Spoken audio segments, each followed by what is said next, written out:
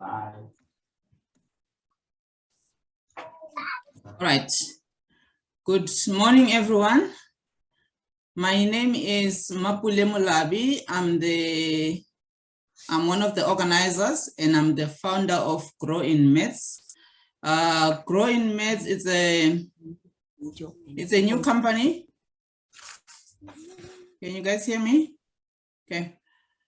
So Grow in Meds it's a company offering online maths, physics, chemistry, and accounting lessons for any grade learners. So even primary, the smallest grade I'm having at the moment is grade 6, so all the way to grade 12.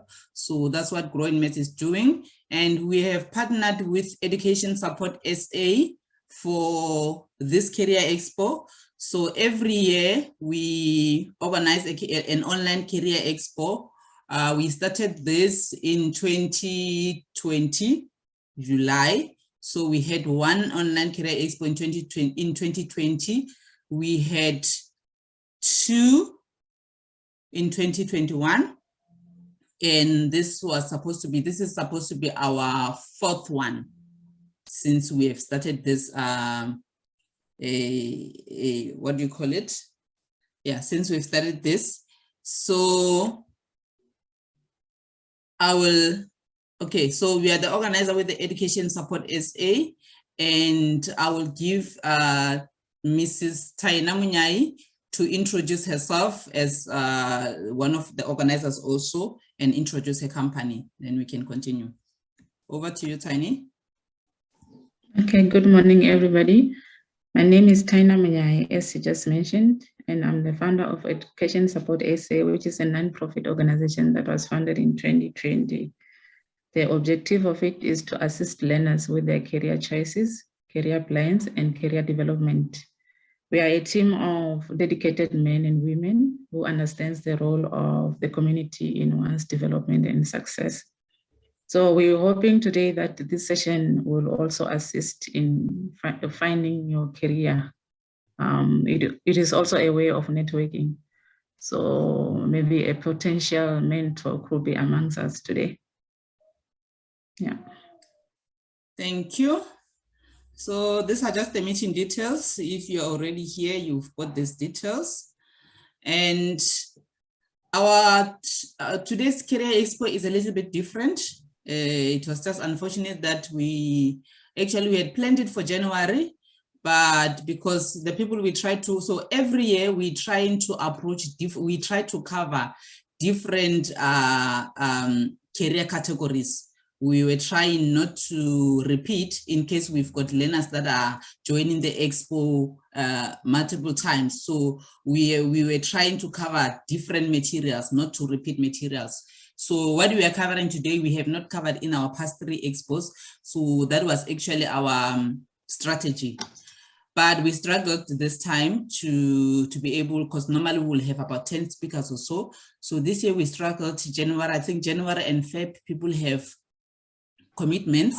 So I think that's now we're not having the number that we had anticipated, but I don't think it will go to waste. So then we'll just take it as an opportunity, since we're recording this. So we'll just record it and then share it on our on the media platforms, which is at the moment we're streaming it on Facebook. So the learners, when they get time, because learners these days they attend even on Saturdays, so when they get time, they will be able to watch the recording of this. And also we will share the link, we will share it on YouTube and the Grow in Maths channel, and also we'll share a link for those that we have on WhatsApp and also on email. So that is how this will go about today. So because I see we had, I don't know if they've, some learners, maybe they'll join while we carry on. So that's just that. So this is the presentation. We've got different presenters. We're supposed to be having 6, is it 6? We're supposed to be having 6 presenters. We will welcome them shortly. but then the presenters are going to be talking to these guidelines that I've just flattered them now. Their presentation is estimated to a maximum of 20 minutes. The guidelines for that is just they covering their educational pathway, why they chose their career, the highlights of their career, the challenges they faced at their jobs, and how they overcame them. And then also to indicate to the learners which subjects and which grades are required for them to study in the field that they're interested in. And then also which institutions offer those careers that the learners might be interested in them. And also the last one was just for them to tell us about the other career paths that are available in that category, because you will find maybe someone is presenting on engineering, mechanical, but then there's other engineering qualifications that can be done. So just a highlight, even though you don't go into detail, just to highlight that there's also, if it's mechanical engineering, there's also electrical, civil, things like that. So that's that. So I'll hand over to Taini Munyai to introduce the program and welcome and do the welcome and introduce the program. Over to you, Taini. Okay, so you are all welcome. So our career presentations will go like in the list. So we have the rock engineer, who will be the first person to present. And then the next person will be the physiotherapist, the supply chain, and the electrical engineering. I'm not sure about the fashion design, Mapule, if we have the presenter in here. No, we don't have her. We'll just see towards the end if she will, because she has a funeral. So she said she'll see if she'll be able to make it. We'll just see when the time goes on, but we will just put her at the end. Okay. Thank you. Then let's continue.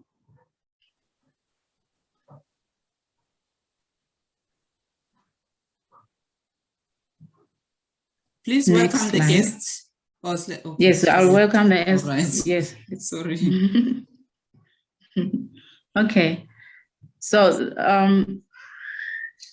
where I come from, there's a landmark which is called the Hendrik Vervoort Tunnel that was built in 1961. It is between the rocks and has been operating for all these years without failure. It is long, but still amazing. So I also wonder if this is something to do with the rock engineering, why it has been intact for this long. Perhaps the next presentation from Poggiani will tell us about this rock engineering and this tunnel, if it has anything to do with it. So let's welcome Poggiani as he shares his journey in rock engineering and what it is all about. Good morning, everyone. I'm very honored to be here. So my name is Poggiani, as you've said. So I would, this thing of technology, man, is just dealing with me this side. So please bear with me. I'm not too sure. Yes, thanks. I'm just only seeing my slides now. So I think I'll just start here by saying that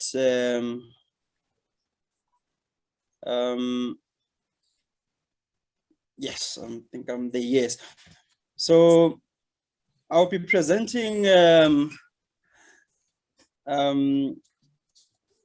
about the career in rock engineering. So I'll be, as the outline, as you can see the outline here. So I'll actually be looking at the role of rock engineering, the hierarchy within the rock engineering department, if we have one, qualifications, and I'll try to also cover the opportunities that are available in the field, challenges and highlights, as well as conclusion. I would appreciate if we just move on. So the role of engineering, if I may take from what Taina has said, so the role of rock engineering is to design stable excavations. So a simple example which comes in mind is the how train that we have. I'm sure we all know the how train. So if you look at its path, because it has to connect cities. So if you look at that path, there is different elevations, different terrains. So there's some point where civil engineers, they had to excavate some tunnels so that we could have our how train travel and connect cities. So that is actually the work of rock engineers, to make sure that those tunnels can at least last for as long as we need them. So that's actually the role that we play in society. We create stable excavations. Even if you go to the mines, so most of the mines are underground mines. There's few surface mines. Again, still there, we still have to make sure that those benches are stable and all that. But basically, underground mines, this is where, again, we need to make sure that we create stable excavations by taking part in mine designs. So mine designs, we do have our input there as rock engineers to say, if we're gonna excavate X amount of excavations, in order to make sure that we extract the minerals as safe as possible and get them out from underground all the way to the processing plant on surface, we need to make sure that we can do that in a sustainable manner and in a safe manner, and we make sure that we safeguard the lives of people as well as the equipment. So our role, as I've just explained it, so we do have inputs in mine design. We also do what we call seismic analysis. So just maybe not to go into details with it, but from time to time you'll hear from the Council of I think it's Geosciences, they'll be reporting that in town X, like your Free State, your Johannesburg, which is areas that have had mining taking place for over, some of them, it has been a century, I think now. So those those reports, they will be there to say there's been movement of major geological features which are intersected obviously during the course of mining. So my rock engineers as well will be there to make sure that we analyze the events, and we have systems in place to predict the events so that we can make sure that we can issue warnings on time and make sure that we evacuate people who are working underground. The support design, I've already alluded to it. We also do take part in support design and ground condition, what we call monitoring, obviously using different devices. We can move. So the hierarchy in rock engineering, you've got the chief rock engineer.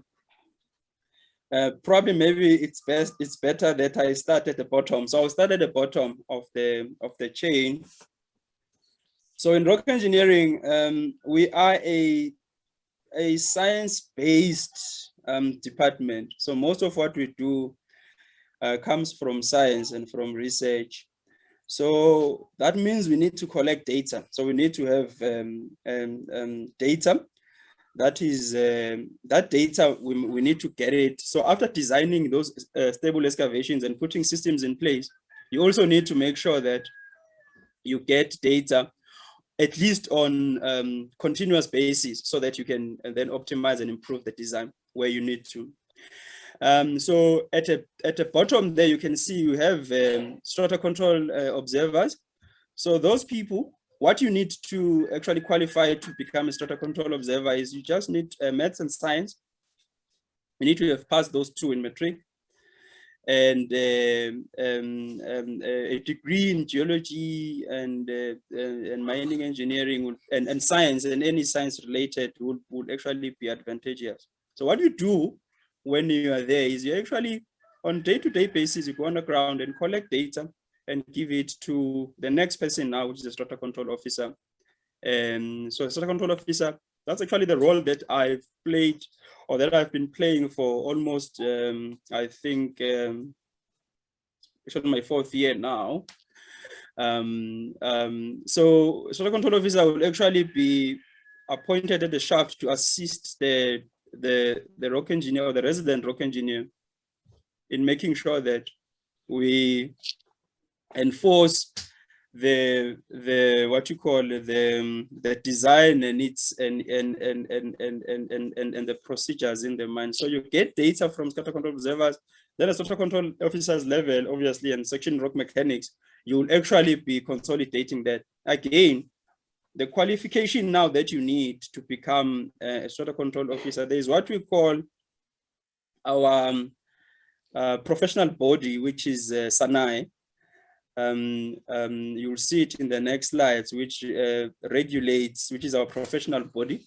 And then what happens there is that you need to get ticketed now to move in from a strata control observer position to a strata control officer. So there you still need your maths and science, a degree in any science related courses, which is mining engineering, geology. And in addition to that, you need to then undertake your examinations. So there's examinations that you sit on. They are administered by Minerals Council, which used to be called Chamber of Mines. Now it's called Mineral. Your exams, and then you get what we call a strata control officer's ticket, which then allows you to practice and assist the rock engineer in taking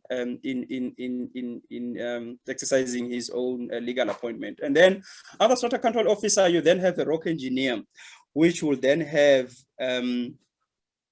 which would have then obtained your strata control officer's ticket together with 3 rock mechanics papers. And in addition to that, you need to undertake a practicum, which is hosted twice a year. Then that will give you your rock mechanics ticket. Then from there, you work in the department. Some will pursue what they call advanced rock mechanics ticket, but after working in the department for almost 5 years, then you are called a senior rock engineer, and then ultimately then you can then get appointed as a chief rock engineer. So a chief rock engineer will be the guy who will be responsible for administering training in the department, and actually making sure that they give a strategic guidance to the whole department. I think we can probably proceed to the next slide, because these are the qualifications. I think if I can just maybe take a bit of time here. So for the guys who are still in high school, I think it is very important that you actually aim to do well in math and physics, because then that will actually give you even more opportunities. And then after getting that, after getting good grades, obviously the courses or the universities that will offer these rock mechanics courses or rock engineering courses will be a University of Johannesburg. So I must explain this, that rock engineering is not offered as a standalone course. So it is part and parcel of what you call a mining engineering degree. So institutions that will offer mining engineering degree will be your Wits University, which is where I studied, your UJ, University of Johannesburg. You will also have your University of Pretoria. Those are 3 main South African universities that will offer a degree in mining engineering. And then as part of mining engineering, then institutions will then offer modules which will be your rock mechanics and your rock engineering under that.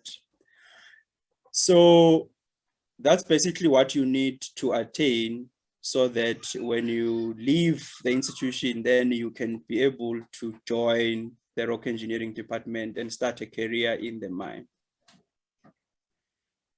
So career opportunities, once you have a rock mechanics ticket, you can basically join mining houses. You can actually join mining houses.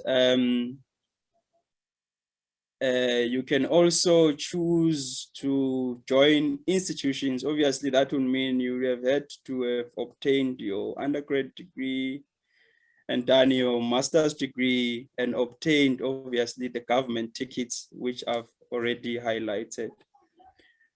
There's also opportunities to join consulting companies. The example of those companies will be your open house.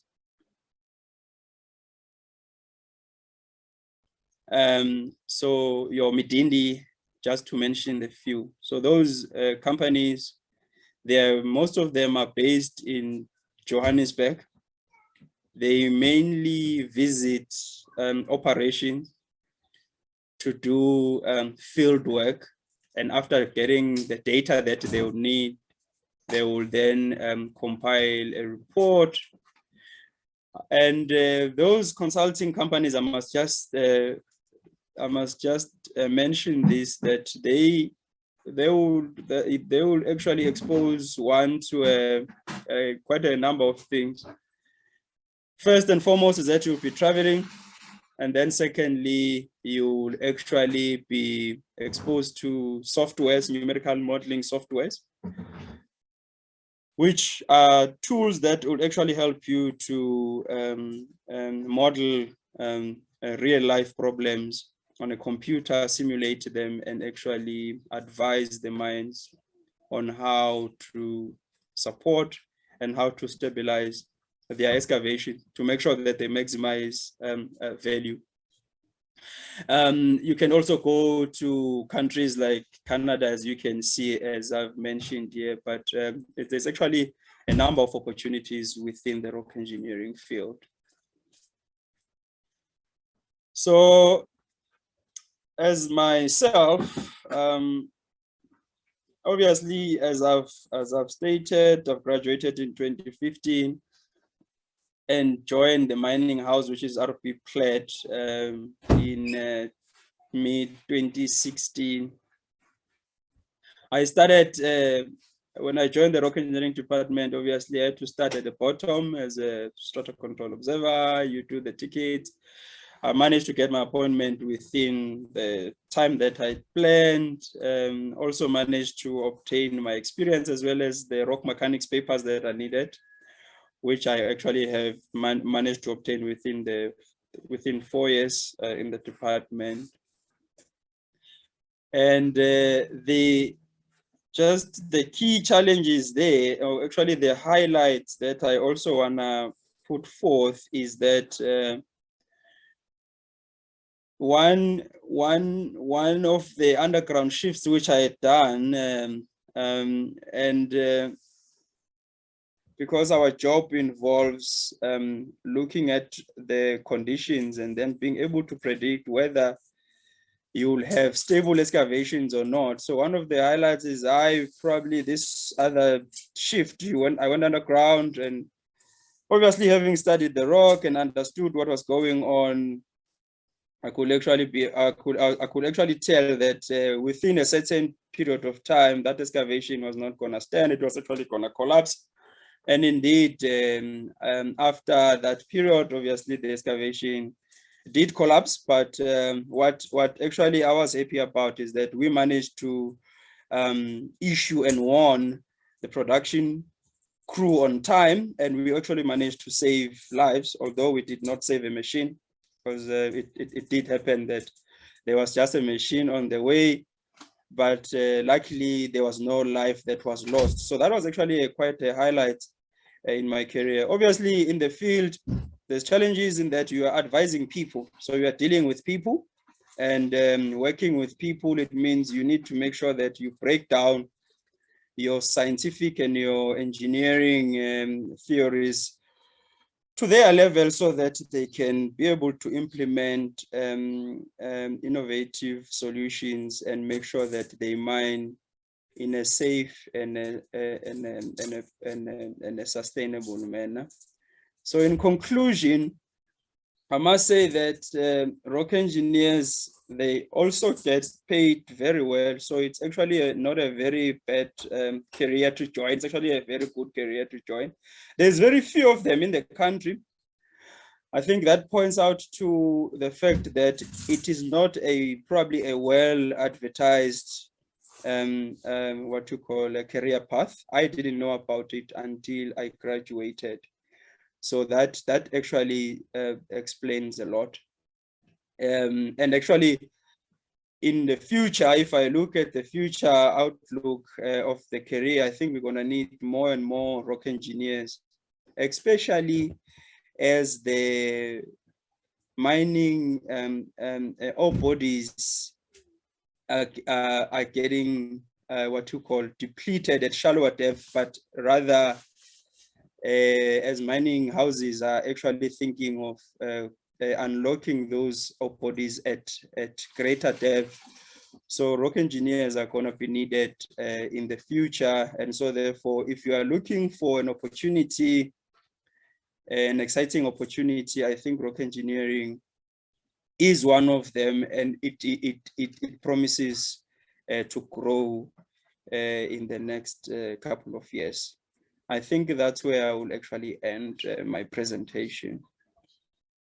And I think I'm not sure if there will be any questions at this point. Thanks. Thank you, Mr. Gianni. Oh, thank you. Thank you.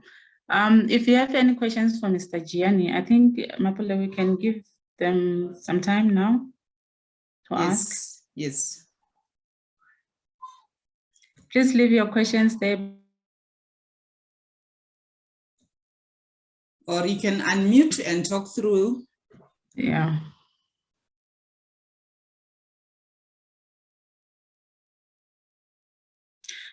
So maybe I'll ask a question just to open up. With your career, rock engineering, how often do you go underground?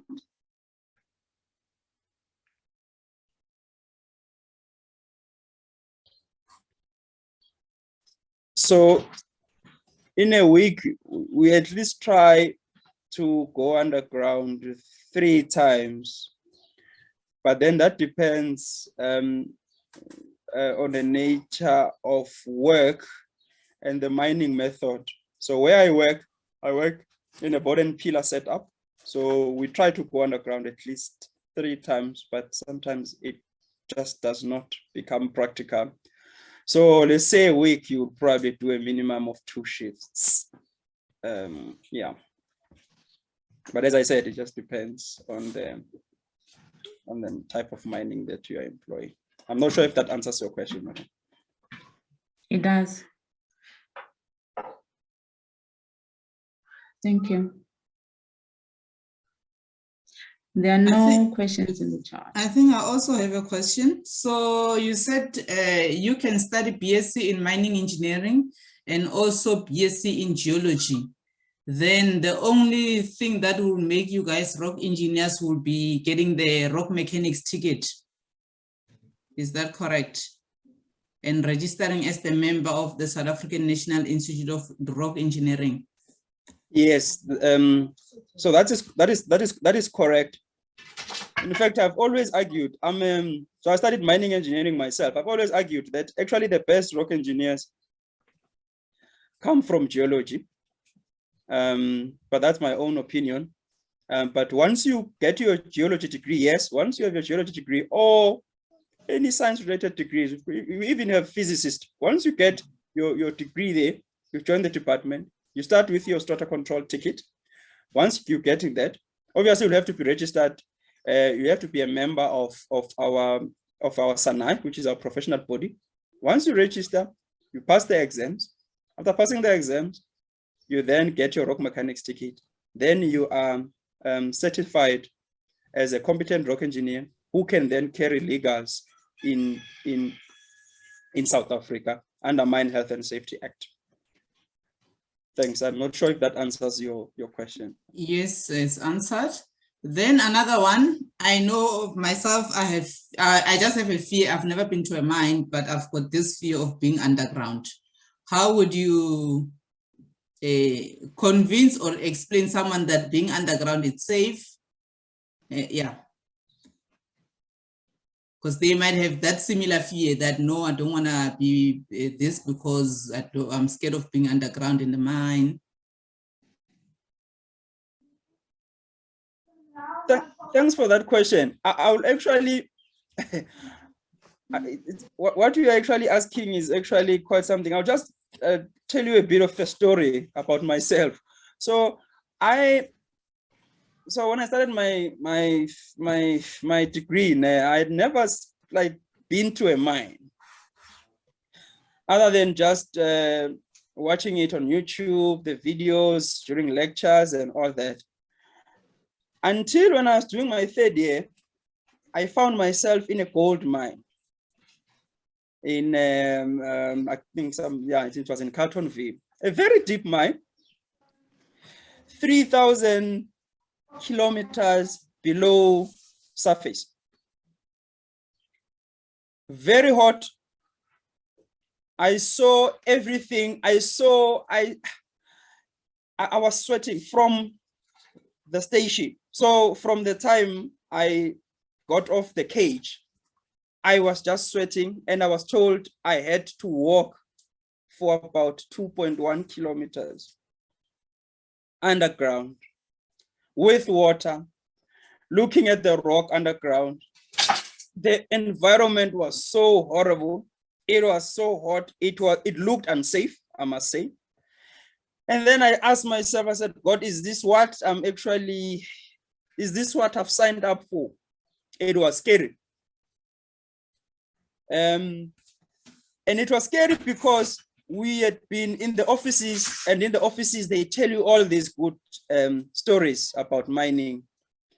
That underground, that's when you get to produce diamonds, you get this and that. But when I got underground, it felt so unsafe, even to myself. Then when I went back to university, then the lecturers told me, you know what, man, it's late. You're almost on your fourth year, so you're about to finish. But while I was still underground, I asked myself a question. I mean, you are 3 kilometers below surface. You've opened up a vacuum, and nature doesn't like vacuum. So what kept this vacuum open for so long? Because some of those mines they've been there since the early 90s. So I asked myself, what has kept this vacuum or these excavations open for so long? That's when I get introduced to a concept of rock engineering. So you can rest assured that if you go underground, there is men and women who have studied, who have went through a rigorous process. I've went through it myself. I'm, by the way, at the last phase where I'm now going to be doing my practical. So I've done everything. So the training is rigorous.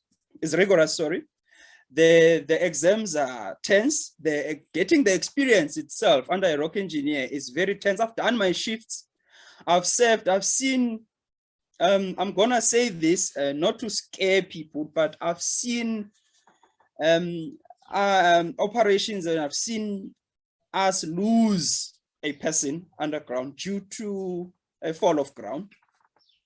So it's quite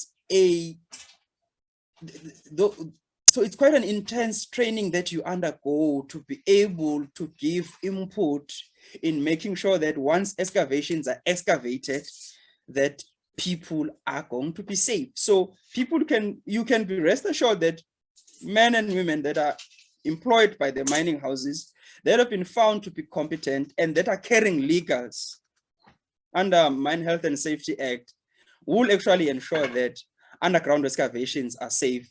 And if this is the good part about it, is that if again we as rock engineers allow unstable excavations to be excavated, we do get held accountable by the Department of Energy in South Africa, and you can actually be prosecuted for that. You can be jailed for that. So to answer your question, to allay your fear, underground is very safe. There is dedicated men and women who are actually making sure that indeed those excavations are safe and stable. Thanks. Thank you. We needed to hear that. Sometimes we just have a notion of something and we are not sure. So at least those that are online, they will understand exactly what happens there, and one will ask themselves, are they interested in something like that? Some people are, they're interested in exploring. So I think that's the main why we have a career expo like this, so that you guys can share experiences, how it is out there, what kind of a job is involved, unlike when you're just reading about something, but hearing about it, then it makes it more clearer. Then someone is able to make a decision based on enough information they got. Thank you very much. Tiny, over to you.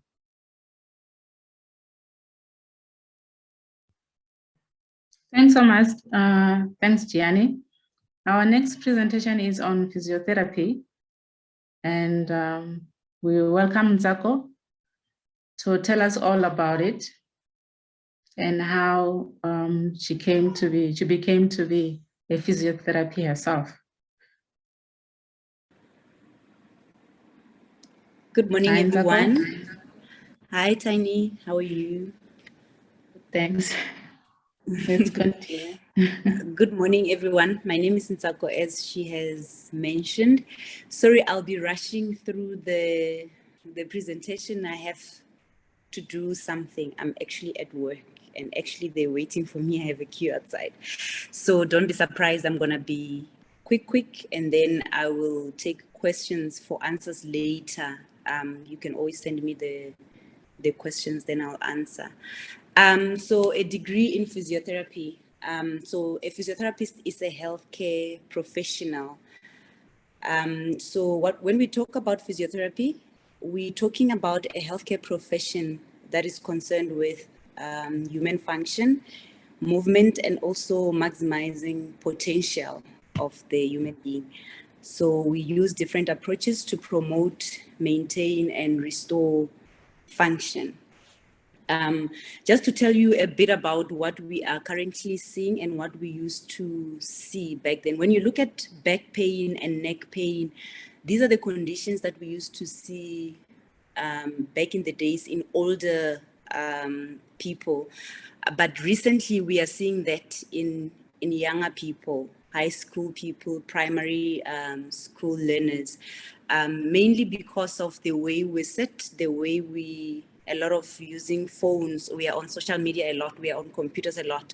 So that repetitive wrong posture, it's giving us more problems. So we are heading towards even more problems in the future. So just to give a bit of awareness, people must really look into how they are sitting, how often they are looking into their phones with the neck bent too much. All right, let's pass on that. So what do we do as physiotherapists? So the aim is to solve a broad range of physical problems, particularly those associated with your neuromuscular problems, your musculoskeletal problems, that's your muscles and your bones, your cardiovascular and your respiratory conditions. So we aim to solve such. And then I will quickly go to where you can work. Sorry, it's all over the show, but I will keep coming back to the important things. I'll try to make sure I've covered a wide range. So physiotherapy is broad, so you can work in whether public or in private institutions. So public institutions, I'm talking about your public hospitals, your old age homes. Same applies to your private hospitals, your private old age homes, and you can also have your own practice. So we have outpatient departments. That's where you manage a wide range of conditions. So this is where people can just walk into your practice from the streets. They say physiotherapists, we are first-line practitioners, meaning when you have a pain on your back or on your knee or your ankle, or you have a headache that you don't understand, you can simply walk into the physiotherapy practice and they'll be able to assess and manage your condition. If they cannot manage, then we refer further. That's your outpatient department. So you have your neurology. That's where we solve your neurological conditions, things like stroke, your Parkinson's disease, etc. And then you can also work in your orthopedic departments. That's where you see your patients that are about to go for operations for orthopedic conditions. And you also see your post-operation conditions. And then we work in respiratory and cardiovascular places. So when we talk about respiratory intervention, we're talking about those conditions that are making it difficult for you to breathe. Since we are still in the COVID era now, physiotherapists are involved in COVID patients in terms of they see COVID patients, help them with breathing techniques, help them with clearing the secretions in the lungs, because we need to just prevent a buildup of secretions in the lungs. And then you can also work in pediatric units. That's where you deal with your developmental delays, your neurological conditions in kids, your neonatal ICU. And then you can work in your sports teams, your sports clinics. That's where you deal with injury prevention and rehabilitation. You see when they are playing sports, that's where you see when a player is injured in the field, you see someone running into the field to try and fix the problem. Those are physiotherapists. And then you have your occupational health. That's where you work in companies where you help their employees to prevent and manage the problems that are associated with their work-specific functions. You do your community care. That's where we also do home visits. We do awarenesses, health education to the community. There's also women's health, antenatal and your postnatal physiotherapy care. All right, so physiotherapy is broad, and I don't think I would have done justice also in a manner in which I've explained what you can do. I'm sure I've missed out some of the things, so it's broad. So where can you study physiotherapy? You can only study it in universities. You cannot study it in a college. So in South Africa, we have about, I think, 8 of them. So your Wits University, University of Cape Town, University of Pretoria, Sifako Makgato, University of Free State, Western Cape, University of KZN, and University of Stellenbosch. So far, those are the ones that I'm aware of that they offer physio. And in terms of requirements, different universities have different requirements. So I think it will be better for you to check, depending on which university you want to study at, check what their requirements are. And then what motivated me to study physio? I'm from a rural area. So this other day I was watching TV and someone was speaking about physio, and it sounded interesting. The manner in which they combine your science and your anatomy in order to manage conditions, because there's a lot of analyzing that goes on into managing conditions as a physiotherapist. So I got intrigued to say, this sounds interesting. And I know most physios do physio because they want to be sports physiotherapists. Most of us are interested in that. But there is also more opportunities outside the sporting community. I think I will stop there, but I can take questions, short questions, quick questions. Thank you so much.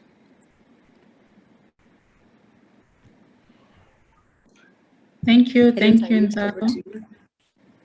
Thank Thank you, All right. Ntsako. If you have questions, please, you can use the chat or you can unmute yourself and ask questions.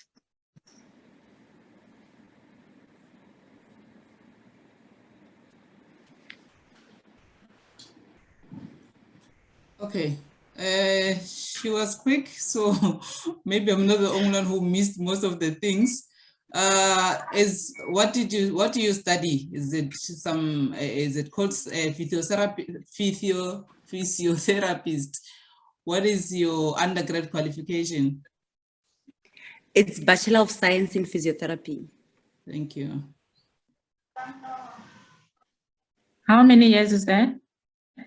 It's 4 years. Oh my goodness, I missed so many things. It's a 4-year degree, undergrad. And then when you finish with the 4 years, you do community service. That's where you work for 1 year in a public hospital.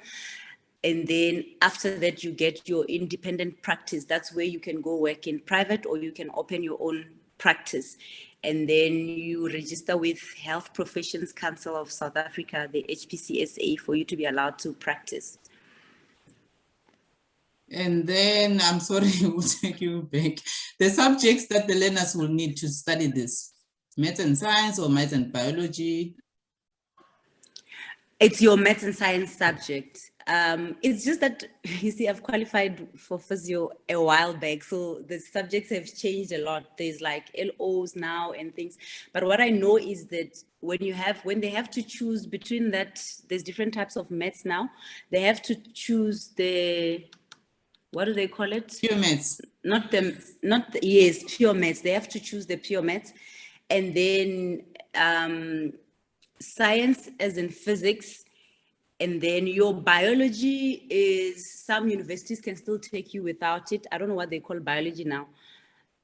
Some universities can still take you without it. I think some don't. I'm not sure about that. That's what I'm saying. In terms of which subjects and the requirements, universities differ, but just remember that you need to do pure maths instead of as opposed to maths lit. Thank you. Okay, you were also rushing, so if learners come with questions, are you available to assist further? Yes, I'll be able to assist. They'll just need to be a bit patient if I can't get back to them quickly.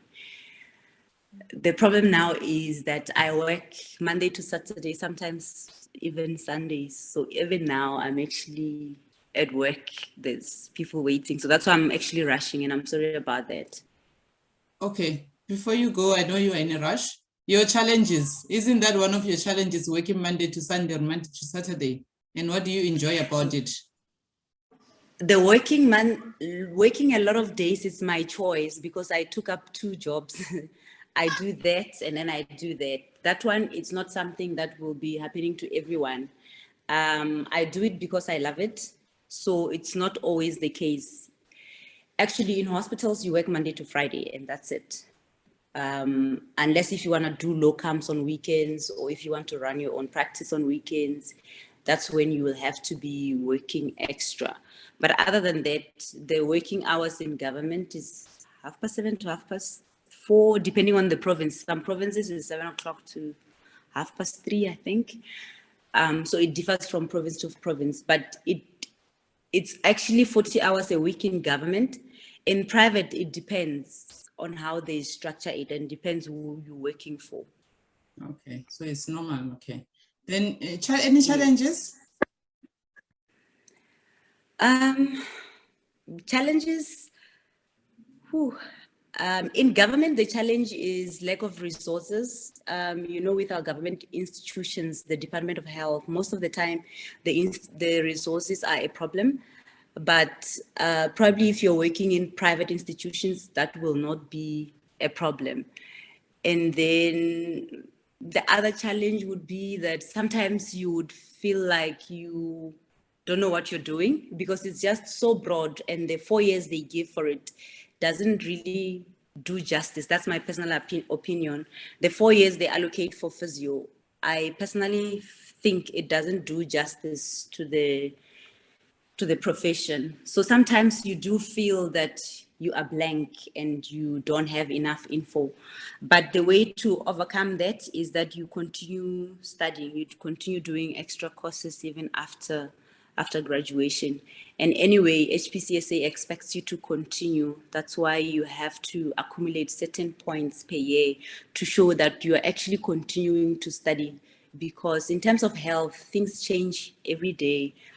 The management of different conditions, they change every day. The presentation of diseases themselves, they change every day. So hence you'll have to, in any case, continue empowering yourself, continue studying. Thank you very much.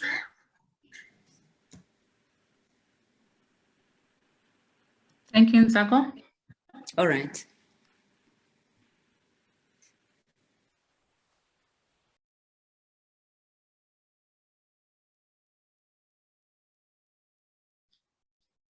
Supply chain management. Let's welcome. Hi. Good morning, colleagues. Hi, Nhlakanipho Mbuyisa. You are welcome. You can continue. Thank you. I'm not sure if my audio is well from your end. Yes, you are audible. Okay, thank you. Good morning once again, and thank you for giving me this platform today in order to present on supply chain management today. So basically, my name is Nhlakanipho Mbuyisa. I come from a small township in Durban called Clarota.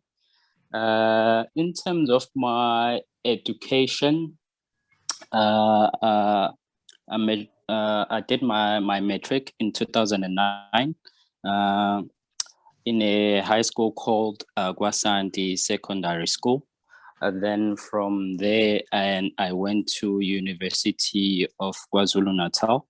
It's where I did my Bachelor of Commerce in Marketing and Supply Chain. That was the undergrad. And then after that, I went to do my honors in supply chain, still in UKZN. So I think in terms of the honors, it was solely focusing on supply chain, because when you enter or you're doing the undergrad, it's when you have the opportunity to select two majors. So you can see there on my first degree that I was majoring in marketing and also in supply chain. Then in terms of my profession, I'm a buyer. Then I started in 2016 and up to this date, I'm still doing that job. In terms of why did I choose SCM?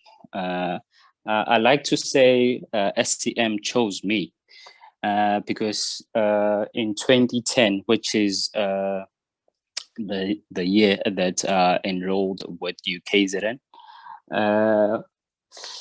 during high school, I was drawn more on accounting. And even the career exhibition that we had during those days, we are focusing mainly on accounting. So in my thoughts, I thought that was the only qualification that resonates with me. And it's something that I can be able to do. So, but once I entered in UKZN, and then I felt like there was something missing from accounting. And then it's when I came across supply chain, and then I felt I was in love with supply chain, because for me it gave me a little bit of a holistic approach in terms of business. But I think maybe the right way is to give you a little bit of an explanation in terms of what is supply chain before I can continue with my presentation. Basically, supply chain management is an integrated series of processes within and across firms that offers goods and services in trying to satisfy customer needs. In terms of that, I would say maybe in trying to give you a little bit of a picture, I think supply chain is a very broad career or a concept. So sometimes it can be a little bit difficult for me to squeeze everything within. But what I would like to do is maybe just give you like something like a process flow on how things are in terms of supply chain. Supply chain can consist of, if you can see my picture there, you have your supplier, you have your manufacturer, you have your distributor, you have your retail, you have the customer at the end. So basically, maybe just to give you a basic example, take maybe something that you use every day, maybe let's say bread. In terms of the bread that you normally go and buy in your retail store or your tuck shop. So normally you find that there are farmers that tend to farm in terms of maize, which is sitting, I think, at the first stage, which it's more like your suppliers are there, which are there to farm in terms of maize. Then in terms of the second phase, you have the factory, which are there, which is your manufacturer. If I'm using the picture that is displayed there, you have the manufacturer, which is there to convert the maize into flour. So once you have your manufacturer, which have converted your maize into flour, you find that it will be now converted into flour, and it will be packaged nicely, and then it will be transported into your bakery, which are the ones that tends to make what you call a bread, which now will be moved in terms of trucks where your logistics comes in. It will be moved into your retail stores. Then it's when a customer now go into your retail stores and be able to purchase that bread. So I think my example, I'm trying to make it simple in a way that even if you have something in your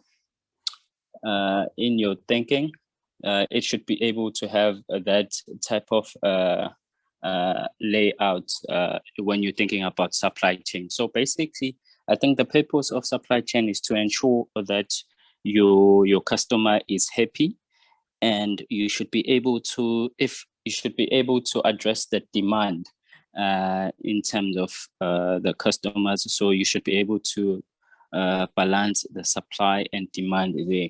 So I think the purpose also of supply chain is to ensure that the customer receive the right product at the right time, at the right price, at the right store, and having the right quantity and the right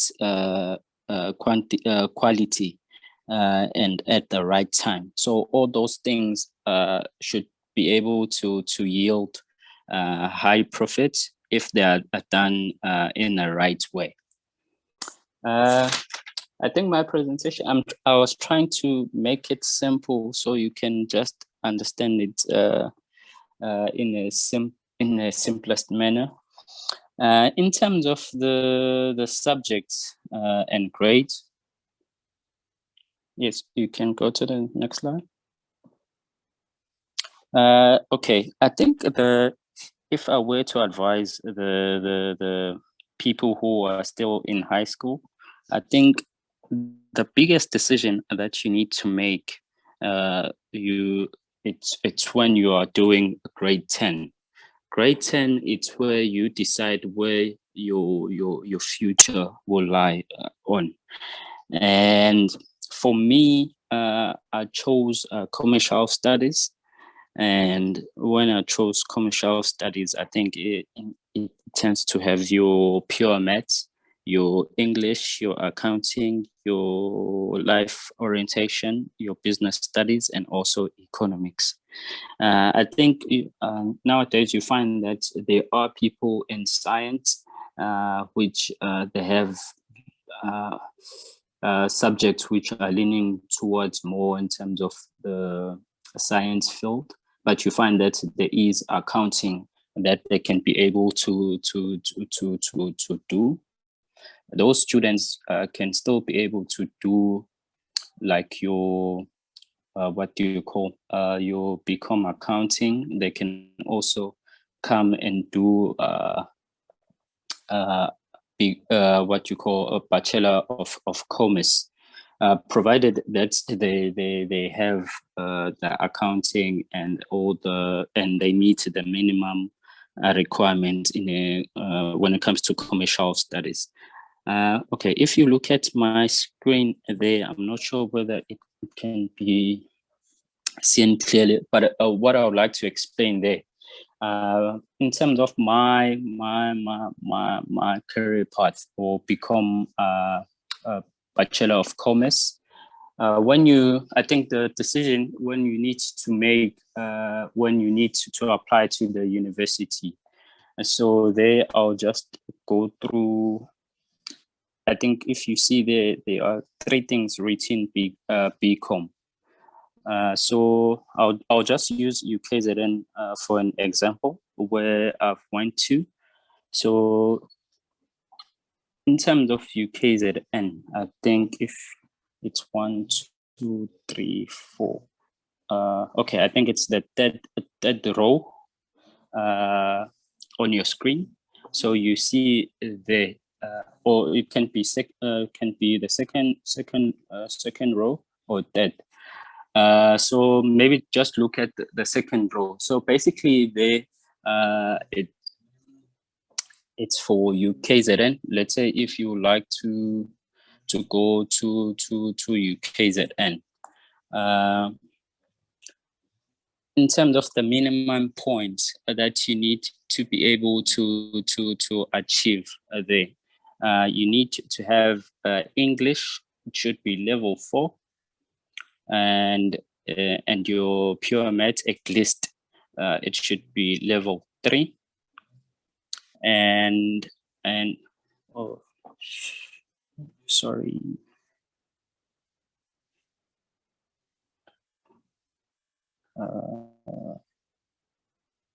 okay, sorry about that.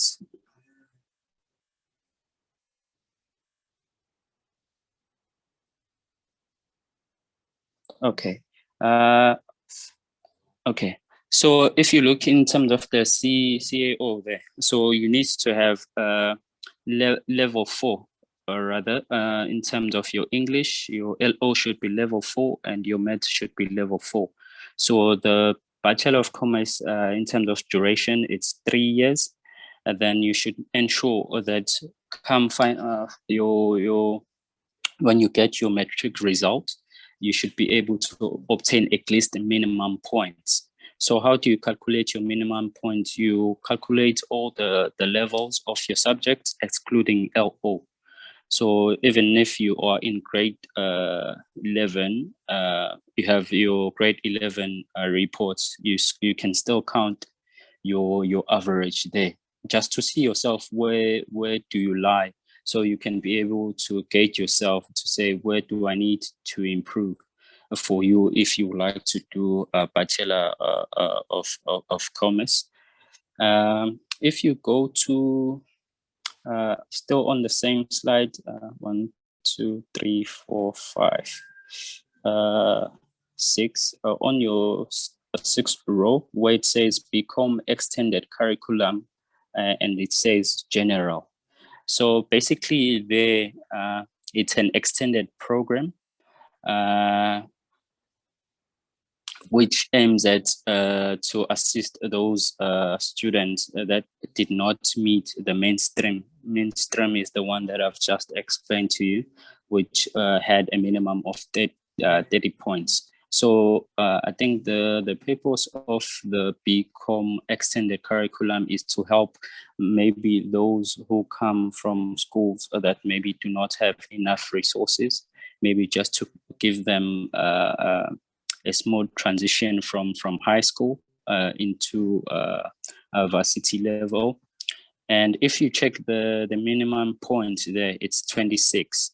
So in terms of your English, it should be level 4, your LO should be level 4, and your maths should be level 3. So it's only pure maths. So if you have maths leads, you cannot be able to enroll for this qualification. And in terms of duration, it's 4 years. So you need 1 year will be added in terms of the qualification. So in terms of BCom extended curriculum, I think it gives you chances for you to be able, because you need to remember that when you're selecting majors, you need to have 2 majors. So for me, as a person who is in supply chain, so I selected supply chain and marketing. So that is during undergrad. So it's where then you can pair your supply chain with another stream. So basically, it gives you more opportunities when it comes to you when it's now time to search for work. So if there's something that has to do with marketing, you should be able to apply for it. If there's something has to do with supply chain, still you are still have the opportunity to apply. You can also maybe pair your supply chain with finance, and then if there's something that has to do with finance, you are still able to apply. If there's something also that has to do with supply chain, you should be able to apply. Okay, I think that gives a great picture on what you need to be aiming for. If you are doing metric, then you should have that in mind to say, if something does not go well, at least I should be fighting to say I don't go below those level. In terms of your English, shouldn't be below level 4, and your LO shouldn't be under level 4, and your maths shouldn't be under level 3. So those should be your worst case scenario. You should be aiming high for you at least to be able to just enroll for your mainstream being the one that had the minimum points of 30. And if it happens that you do not qualify for the mainstream and you are qualifying for the extended program, you shouldn't feel bad. That shouldn't be a case, because you should have at least be able to enroll for the extended program. Okay, in terms of the next slide, in terms of the institutions that are offering this career, it's your University of KwaZulu-Natal. You have your University of Johannesburg, your UJ. You have your Durban University of Technology, which is TUT. You have University of South Africa, your UNISA. You have also your University of Pretoria. Something that I've noted when it comes to supply chain, you find that when you go to University of KwaZulu-Natal, once you graduate, your degree will be written Bachelor of Commerce in Supply Chain. If we go back, maybe can we go back to I think it's the page 5. Yeah.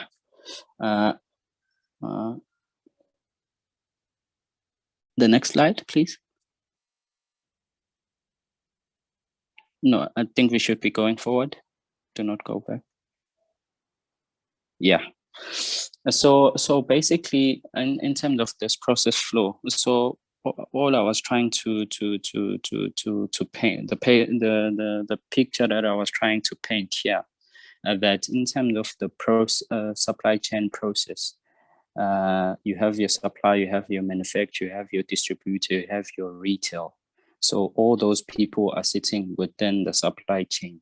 Though all those people should be adding value in that particular process. So if we are manufacturing bread at the end, all those streams are there to add value in a supply chain. So all I'm trying to explain to you in terms of, let's say, if you go to the University of KwaZulu-Natal, your degree will be written as a Bachelor of Commerce and Supply Chain. So, but if you go maybe to DUT, you find that supply chain, it's like it's a course, or should I say it's a module. So if there's a post that has to do with a buyer, for an example, I feel like it can be a little bit limiting, because now your qualification can be operations and quality management, which is one element of supply chain.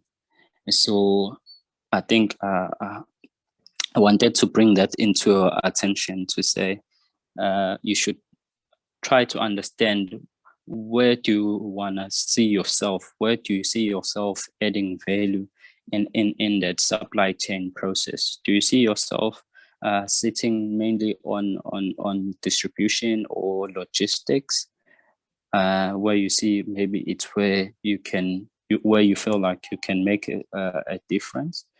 Or you can see yourself in terms of maybe in terms of the warehousing and all of that. I think all those tends to form part of logistics. And if you see yourself maybe in terms of the demand planning, then it's where you might see it maybe at the beginning of the supply chain, because it's where you make those decisions in terms of forecasting, where you analyze data to say who requires the goods, and you need to analyze to say, is there a need for us to manufacture those type of goods? Or so basically it's when you generate your forecasting and be able to plan in terms of the inventory flow, to say maybe when is the right time to be able to ship certain goods. You find that we have your winter, your summer. So all those things need to be planned accordingly, because at the end, the customer cannot have short when it's short during winter. So they should have the right products, like your jacket or your sweaters at the right time. So, okay, in terms of the career path that are available, once you have your Bachelor of Commerce in Supply Chain, you can become a demand planner. You can become a supply planner. You can become the distribution controller. You can become a buyer, which is equivalent to procurement officer. You can be a category specialist. You can become your demand and contract officer. You can become a warehouse administrator. You can also become the replenishment analyst or inventory controller, or operations specialist. So those are just a few career paths that I've just outlined. But you find that, as I've said, that you need to understand, where do you see yourself? Where do you where do you see yourself making much of a difference in that supply chain process or value chain? So you find that in terms of supply chain, you are able to, there's a private sector and a public sector. But in terms of my profession at this stage, I mean more or in terms of the public sector. The way the private sector and the public sector, they tends to procure or buy things. It might be a little bit of a difference, because the public sector, it's the activities or purchasing activities are mainly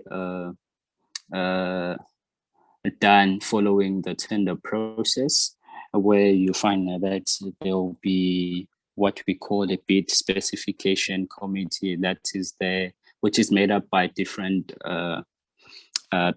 people with different technical skills. You might find that in that particular committee, you have someone from mechanical engineering, from civil engineering, where they come together to develop or compile a specification. Let's say there needs to be a bridge that needs to be made. So you find that you might have someone from civil engineering, or you can have someone coming from environmental perspective, or you might have someone from safety. So you find that there are different people coming from different disciplines, where they come with an aim to share or to share their expertise in order to have the right specification in order to achieve whatever that needs to be achieved in that particular project. So it goes through the tender process. So you find that that particular committee will develop a specification that gives what we call prospective bidders on what they need to have in order for them to be able to do the work. You find that there will be what we call mandatory requirements that they need to meet.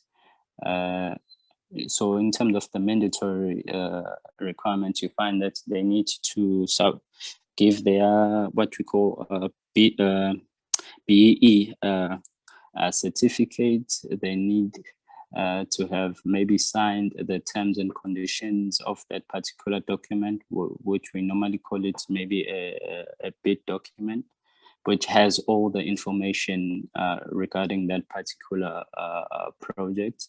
And then also the prospective bidders will be tested in terms of their capacity or technical skills. It's where then we'll assess on that particular project what are the right skills are required in order to be able to achieve whatever we're trying to achieve in that particular project. So you find that people will submit their qualifications, and also they'll make their offer to say, for me, I'll be able to do this project with 10 Rand. Another service provider will come and say, I should be able to do this project with 5 Rand. So if we've tested them and they've passed maybe in terms of all the stages, your mandatory requirements, your technical or functionality requirements, and then it's where we'll compare their prices.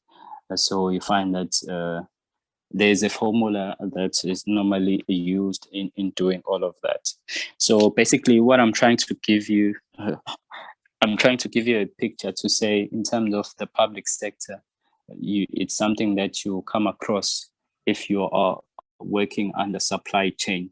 Whereas if you are working in a private setting, it's a little bit different, because if they need a stationery, they'll just go straight to a stationery company in order to buy that stationery. Whereas if you are working in a public sector, you need to advertise in order to have those people who are interested in order to be able to submit and evaluate their codes. So I would say for public sector, it's mainly driven by policies in place or tender process, whereas the public sector, their processes are much shorter compared to a public sector. Yeah, I think it's where I would like to hold my presentation, and then I would like to take questions if there are any questions. Thanks so much. Are there any questions for Hlakanipo? There's If a you hand have, raised please. from Regina.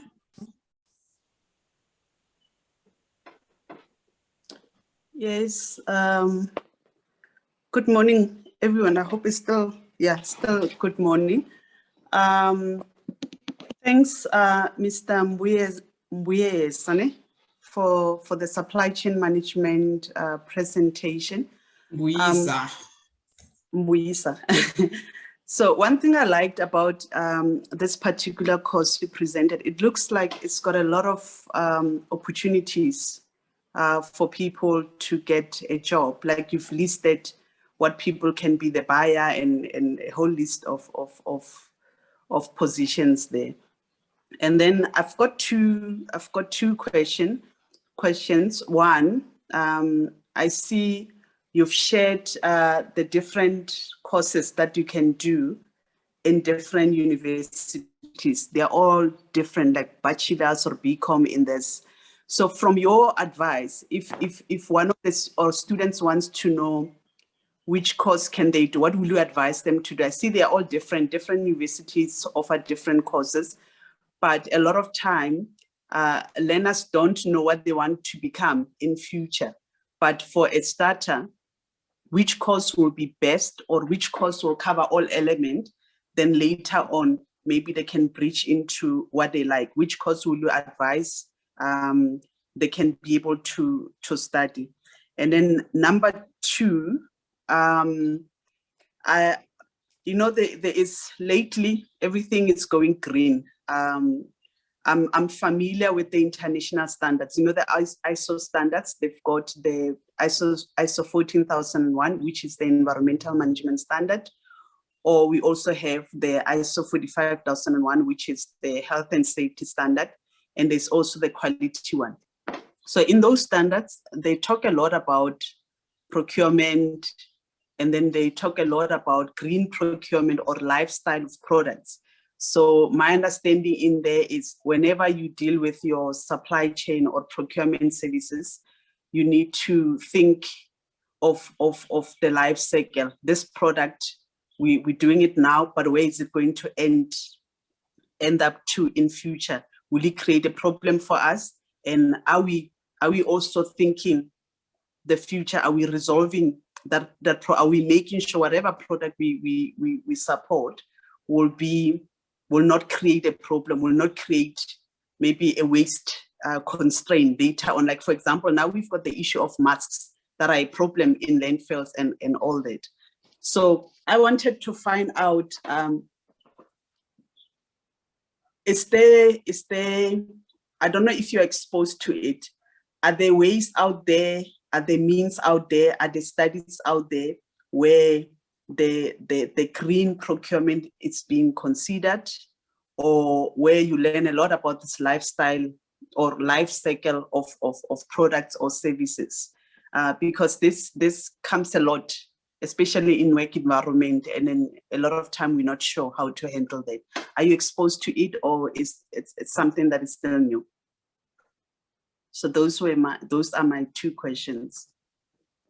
Okay, thank you for those questions. Maybe I would like to tackle the first question in terms of what will be the advisable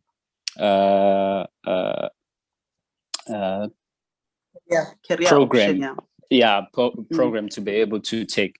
For me, I think what makes sense in my end, I think it will be advisable to take some Bachelor of Commerce in Supply Chain. So why I'm saying supply chain? Supply chain, it's like the umbrella. You have the supply chain at the top, and then all the other streams are sitting within supply chain. So logistics, it forms part of supply chain. Operations, it forms part of supply chain. Warehousing forms part of supply chain. Manufacturing, all those things are falling under supply chain. So if you go and do, for an example, maybe not that I'm trying to promote UKZN, but if you go and do that particular program with UKZN, and then should come your final year, now you have different career opportunities which are there, and then it's where you should be able to apply to according to that particular program that needs a supply chain. So if you see something that has to do with logistics, then you should be able to apply for it. If you see something that has to do with operations and quality management, and then you should be able to go for it. But it might become a little bit difficult for you now if you have your logistics management, whereas there's a career opportunities that speaks to buying. So those are two different things. So hence I would say my advice is to go with a Bachelor of Commerce in Supply Chain, because supply chain is more like an umbrella to all the other streams. So all the other streams, like as I've indicated, your production, your procurement, your logistics, all those things forms part of supply chain. I'm not sure if I'm able to address your first question, but yeah, that's it. That will be my advice.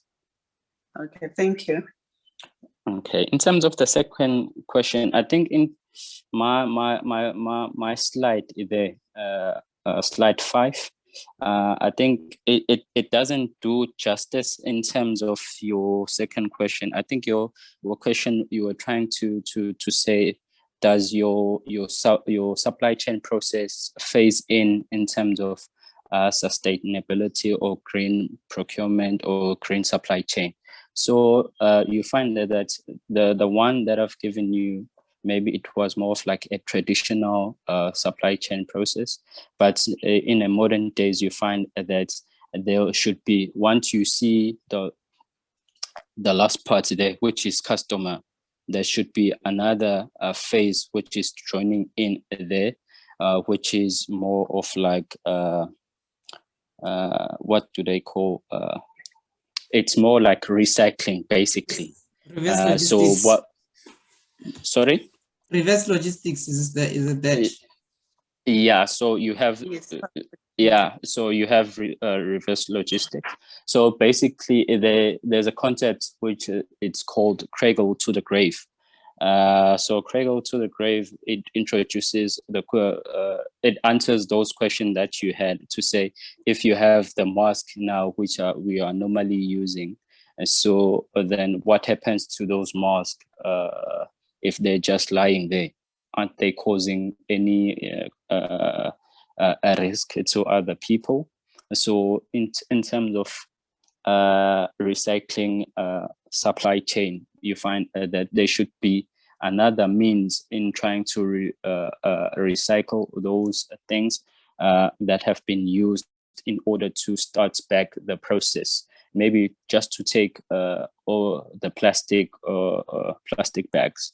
In the past, you know that we used to buy the plastic, use them, and then just throw them away. But that has changed. You find now that we use those plastics to go back in a supply chain where they are there to make maybe different things. Maybe they can contribute in making what you call bags now. So you find that those concepts are coming into play. So those things that we were used to say we'll use them and dump them, and then you find that there are people that will come back and collect that type of a waste, because they understand that those things can be used back in the supply chain in trying to reduce the cost and be able to ensure that we have a clean environment, and we should be able to comply in terms of the standards that you've mentioned in terms of your ISO. So I think I should that addresses your question. Thanks. Yeah, it does help a bit. Thanks a lot. Okay, thank you.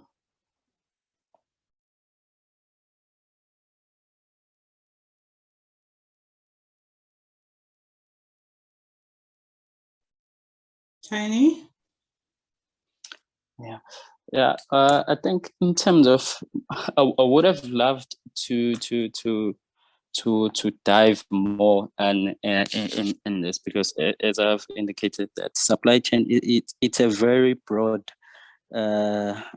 stream, and so it can become a little bit difficult for me to reduce everything into one and be able to explain it the way that I would like to explain it. So I was trying to reduce it to be easy for someone who's not aware of supply chain and be able to make sense out of it. But I hope that at least someone will be able to make something out of my presentation. But yeah, thank you for giving me this platform. Yeah, thank you once again. Thank you, Tara. Tiny, back to you. Thank you so much for the very informative presentation. So our next presentation is on electrical engineering, and we welcome Ropiwa Kamei to present to us. Thank you so much, Tiny, for the opportunity that you've given me. As she already introduced me, my name is Ropiwa Kamei, and I'm an electrical engineer. Can move to the next slide. So I will just go through all the stuff that were requirement for this today. You can move to the first slide. So I just gave my journey in terms of my career. I started at a junior primary school, went through to senior primary school. I think what really matters is the high school. I went to Tengwa Secondary School, which I matriculated in 2003. However, in grade 10, around 2000, that's when I had to make my life choices, because that's where you need to choose your subjects of what you want to take forward when you go to varsity. So the subjects that I chose was science and mathematics. And I did complete in 2003, and I had to pass those subjects very well for me to be able to enter into University of Vets. I started there in my first year in 2004, and I completed my degree, my honors degree in 2008 in electrical engineering. So basically what I got out of that was a BSc in electrical engineering. And the journey doesn't end there. As an electrical engineer or as an engineer, you need to register with the professional bodies, which is Engineering Council of South Africa. I registered with EXA in 2016. And I also because obviously when you have studied, you don't stop studying. I had to do my master's. I saw that it was long overdue, and I did my master's, and I finished it in 2019. And my master's, I branched a bit. I didn't focus on electrical engineering as I did on my undergrad. I did it in industrial engineering. So I think that's one thing that you can take note of if you've done your engineering degree. In any engineering degree, you're able to do masters in another field. So I'll go through the other fields later on that you can also do. So why I chose this career of electrical engineering, or I think for me, it was because engineering is one of the key in development of industries. So specifically to go into electrical engineering, I think we all are aware, electrical engineering is a field that really focuses in electrical designs, or electrical planning and designs. And so you basically the one that design your electrical infrastructure, or any electrical equipment, you are involved there. So if we go into many other industries, there's no industry that can operate without electricity. For example, I'm just giving an example with electricity. I think my field of study, my field of work, it's in Eskom. So as we know, Eskom is responsible for development and implementation of electrical infrastructure. So in that case, obviously, if there's an industry out there that is producing some, or they say a mining industry, you cannot mine without having the electricity. However way you do it, whether you get it from Eskom or you do it as a solar or independent power producer, but an electrical engineer is still involved in that. So that's the reason why I chose this career. And I wanted a career that will help improve the quality of life. So as an electrical engineer, every day you need to come up with solutions of how to improve the quality of people, and quality of businesses, the quality of industries. Like you need to improve in general the quality of life. I wanted a career that will one day help me develop and innovate something. As an electrical engineer, you are in a position where you will be able to find yourself developing a machine that will make, or a robot that will make life simpler for other people. And you can also find yourself that you are an entrepreneur, you have your own company, you are the one that is designing all those infrastructure, or implementing those electrical infrastructure, or designing a certain robotic that perform a certain task to improve the life of people. And I think on a lighter note, electrical engineering, it's one of the career that pays well. And so it will give you a stable life because it does pay well. And it's also in the forefront of technology development. As we know, we are in the fourth industrial technology, so it's in the forefront of that fourth industrial. It improves the system used by society, and by then also improve. It plays a critical role in economic development. And I think it's good to be part of those that really light up the world. So it helps you to light up the world, make sure that there is power, make sure that life is simpler for everybody in the country. In terms of the sectors that you can find yourself working in as an electrical engineer, obviously you can work in a power generation, whether it's Eskom, it's municipality. So you can also work in a public enterprise or private enterprise. So private enterprises will be, some will be consulting in the public enterprise like ESCOM. So you can work in both ways. You can work in the power transmission industry, you can work in the mining industry, like the other presenter who presented the rock engineering. So you can work as an electrical engineer in the mining environment and be the one that ensure that all the electrical appliances that are required there and equipment are sized correctly and the load is appropriate. And then you can also work at a aerospace, you can work at a manufacturing company, industry, chemical processing, and I think the list is long. So there's a variety of places where you can work in as an electrical engineer. And then something that I'm busy doing, I think it's a power system design. So I'm mostly in the ESCOM industry. So I'm busy with the power system design and solar system design. The solar system design is the independent power producer integration. So they are, obviously, I think we are mostly aware about independent power producers. So as an ESCOM electrical engineer, I need to integrate that to the grid, because you need to integrate that to the grid and supply the grid to ease and also reduce all those load shedding and stuff. And some of the career highlights, I think I developed the love of the subjects that I was doing in the electrical engineering. So that was one highlight that kept me going. When I was starting to study at the university.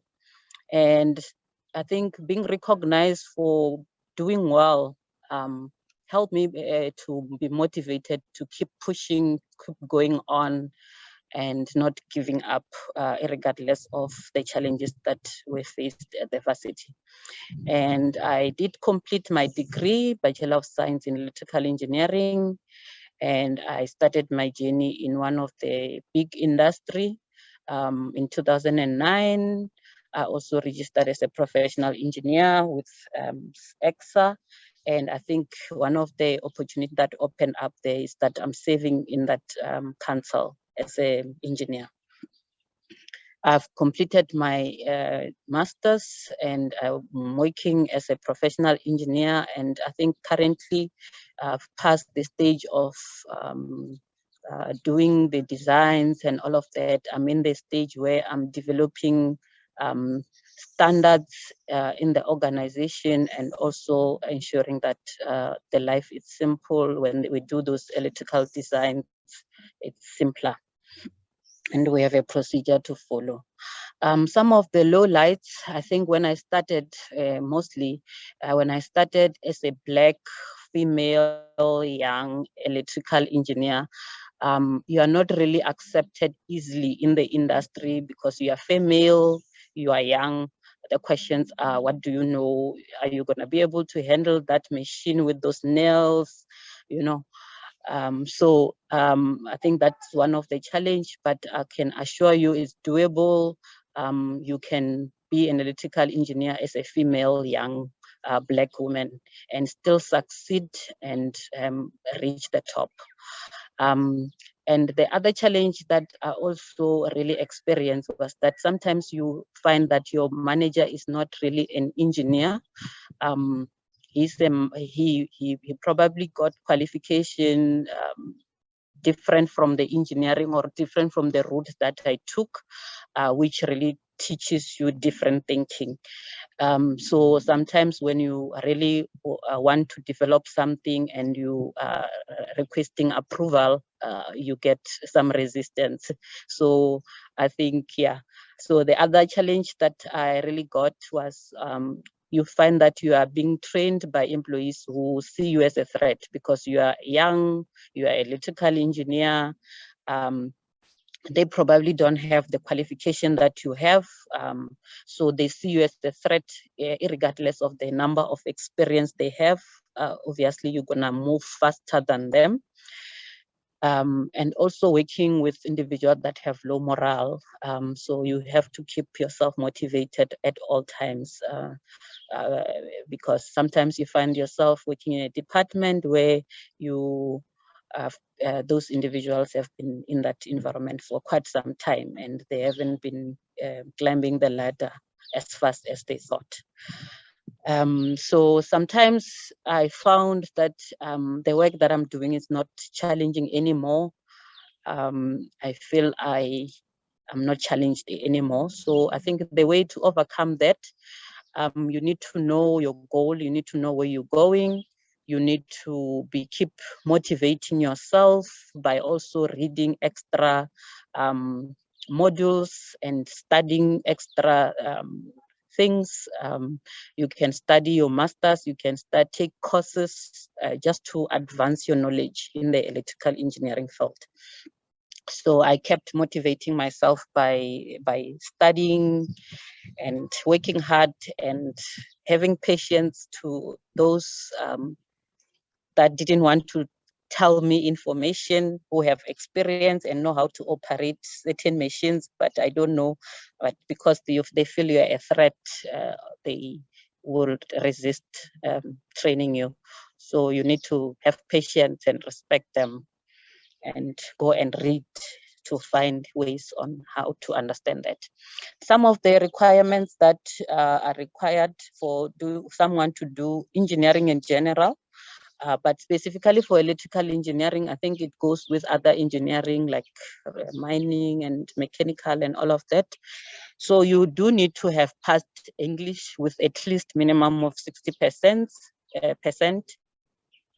And I think the APS that I took here was from the VETS prospectus, but depending on how the APS is calculated with different universities, you can inquire that. But I think in terms of marks, you need to have gotten 60%, and mathematics, you need to have gotten 60% and above, and physical science, you need to have gotten 60% and above.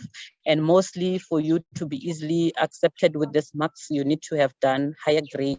I don't know what they call it now in this new terminology. I'll use the terminology that I used previously, but you should have gotten a higher, you should have done mathematics and science higher grade and get 60%. If you did lower grades, the requirement might be more stricter. Maybe you need to have gotten 80% plus. And there's APS, that is the score that is calculated. So obviously you don't need to do well only in math and science, you need to also do well in other subjects so that your APS can reach above 40 for you to be accepted in the university to study electrical engineering. So most degrees in different universities are 4 years of study. I will list the different universities later, but you will study a BSc degree in a 4-year period. You're expected to complete it in 4 years. And you need to have higher grades and higher APS for you to get a higher chance to be accepted in the varsity university. So if you've just got the minimum, you might find that there's many other students that got more than 80%, so they get the first preference. And there is also a diploma available in the electrical engineering, which will require lesser grades. So the other universities that are offering diploma, like University of Technologies, they normally offer this in 3 years for that diploma. And then there are University of Technologies also that also offer bachelor, but as I said, bachelor will be 4 years. And these are some of the institutions that offer electrical engineering. You've got University of KwaZulu-Natal, you've got University of Wits, you've got University of Cape Town, you've got University of Johannesburg, you've got University of Stellenbosch, University of Pretoria, University of Northwest. These are some good universities that will give you a good degree and actually help you to survive when you go to the workplace. We also have, can go to the previous slide, please. I think some of the University of Technologies that offer this. You've got University of South Africa, which is UNISA. You've got Tshwane University of Technology, Central University of Technology, Valley University of Technology, Durban University of Technology, and and many more University of Technologies that offer electrical engineering.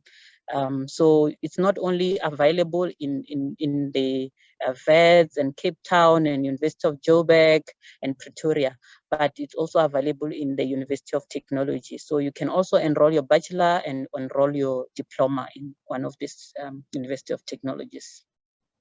And then these are some of the career paths that you can follow in the engineering field. For I just grouped them in the related fields. So the first group, which is the group that I'm in, which is electrical engineering. The first group, you find you can choose to study electrical engineering. You can choose to study electronic engineering. You can choose to study computer engineering, information engineering, or biomedical engineering. So if you are interested into the electrical related things and computer related, you can choose to follow the first field that I've highlighted there. And the second field that you can follow is the mechanical engineering, mechatronic engineering, aeronautical engineering, industrial engineering. So this is the second field that you can follow. I'm sure there's many other schools that are falling under this field that you can also research that are available in other universities. And we've got the chemical, metallurgical, process engineering. So these are different. It's not one. You're not studying one degree by having chemical, metallurgical process. They will have a group that is studying chemical, a group that's studying metallurgical, a group that's studying process. And the fourth field is the civil engineering, environmental engineering, structural engineering, architectural engineering, and the last field that I have here is the mining engineering, rock engineering, and many more that might fall in this field. And sometimes some of these fields are not available on the undergrad, like structural engineering, rock engineering that was presented earlier. They are available after you've done some undergrad course, like rock engineering. You need to have done mining, then you are able to branch into rock engineering. Structural engineering, you need to have done civil for you to branch into structural engineering. So those are some of the fields that you can follow apart from the electrical engineering. And I thank you so much for the opportunity, and I will take time for questions if there's any questions. Thank you, Rofiwa. Any questions for Rofiwa?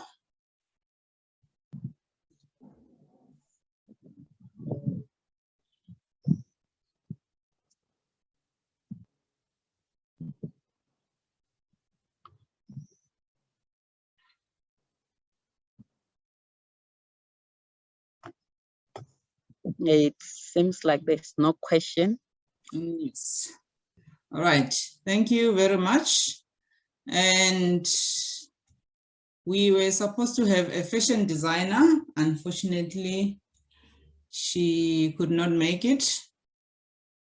And as I've mentioned in the beginning, our program today is very short because we could not get the number that we normally got for our presenters, mainly because we trying to cover different categories. We try not to repeat what we have done in our last 3 career expo, because this is our 4th career expo.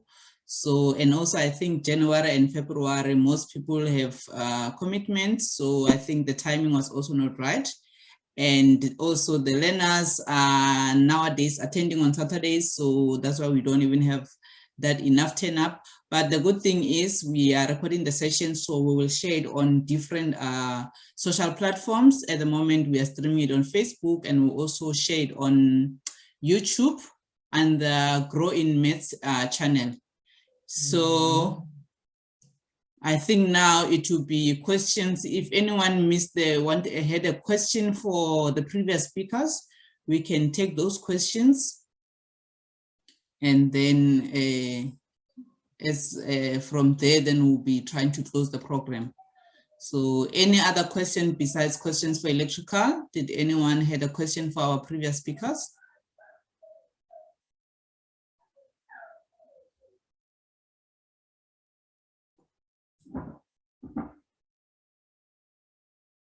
Okay, it seems there are no questions. So thank you very much for everyone who managed to attend. And thank you very much for the speakers for taking your time, accepting our invitation and allowing us to take your time on a Saturday. We know Saturday it's family time. So thank you for granting us with your family time at no cost, as the objective is for us actually try to assist students. We don't want students to be like us, where we were just chosen by careers we didn't even choose them. As I myself, I'm a mechanical engineer, but yeah, that is the mechanical engineer, I would say, like Ntlakanipo said, it chose me. And my passion is not there. My passion is in teaching maths. That's why you will see in the beginning of our presentation, when we did introduction, I'm the founder of Growing Maths. I offer online maths lessons. It's maths, physics, chemistry, and accounting. So I've got other professionals that have joined me and assist me with other subjects, but my main subjects are maths and physics. So that is what I'm doing. So if there are still learners online, that's what I do. So if you want to improve your marks, or you are struggling with maths and science, maths and science are not that difficult. It's just the way that you need to be, it needs to be explained to you to make it easier or understandable. So that is that from my side. So we will be sharing the presentation or the recording. We will share it via email with our presenters. We'll also share the YouTube link, and yeah, on Facebook we'll share it, on WhatsApp we'll share that, so that it can reach as many students as possible. Hopefully they will make time to go through this, so that this can help them in making the choices, also in choosing the right subject that they will for the careers that they're interested in. With that being said, I'd like to say thank you, everyone. And also, because my partner she had an emergency during the session now, she had locked out. She's the founder of Education Support SA. It's a non-profit organization. So learners that still need a further assistance with regarding their career choices or applying, Education Support SA, Tiny and her team, they assist learners for free in that regard. So they can get in touch with Education Support SA team for, with that. So I would like to thank you, everyone, and close off the meeting, and hopefully you have a great weekend. Thank you very much. Thanks a lot, Mapule. Thank you. Thank you.